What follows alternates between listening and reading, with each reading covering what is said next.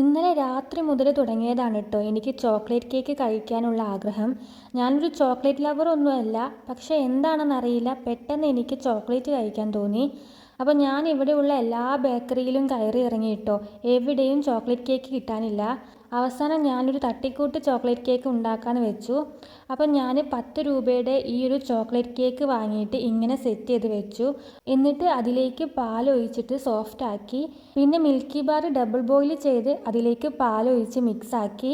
കട്ടി കൂടാൻ വേണ്ടിയിട്ട് കുറച്ച് പാൽപ്പൊടി കൂടി ചേർത്തു. എന്നിട്ട് അത് കേക്കിൻ്റെ മുകളിലേക്ക് ഒഴിച്ചു. ഇത് ഫ്രീസറിൽ വെച്ചിട്ട് സെറ്റ് ആക്കണം കേട്ടോ. തൽക്കാലം ഇവിടെ അതിന് മാർഗ്ഗമൊന്നും ഇല്ലാത്തതുകൊണ്ട് ഞാൻ കുറച്ച് നേരത്തേക്ക് അത് മാറ്റി വെച്ചു. പിന്നെ കുറച്ച് കൊക്കോ പൗഡറും പാൽപ്പൊടിയും പാലും ഒഴിച്ച് മിക്സാക്കി. അതിലേക്ക് മെൽറ്റായ ഡയറി മിൽക്ക് കൂടി ചേർത്തു കേട്ടോ. അത് നന്നായിട്ട് മിക്സാക്കി. പിന്നെ കുറച്ച് കളറിന് വേണ്ടിയിട്ട് കുറച്ചും കൂടി കൊക്കോ പൗഡറും പിന്നെ മധുരത്തിന് വേണ്ടിയിട്ട് പഞ്ചസാരയും ഇട്ടിട്ട് നന്നായിട്ട് മിക്സ് ആക്കി എടുത്തു. എന്നിട്ട് അത് സെക്കൻഡ് ലെയർ ആയിട്ട് ഒഴിച്ചു. താഴത്തെ ലെയർ നന്നായിട്ട് സെറ്റ് ആയിട്ടില്ലാത്തത് കൊണ്ട് ചെറുതായിട്ട് കൂടി കളർന്നു കേട്ടോ. പിന്നെ ഞാൻ അതിന് മേലേക്ക് കൊക്കോ പൗഡർ വിതറിയിട്ടു.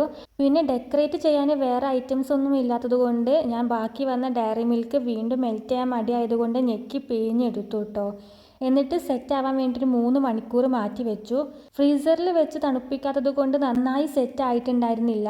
ഒരു ചോക്ലേറ്റ് സ്മൂത്തിയുടെ ഒരു ടെക്സ്ചർ ആയിരുന്നു. അപ്പോൾ ഇതിൻ്റെ ടേസ്റ്റ് ഞാൻ പറയണ്ടല്ലോ.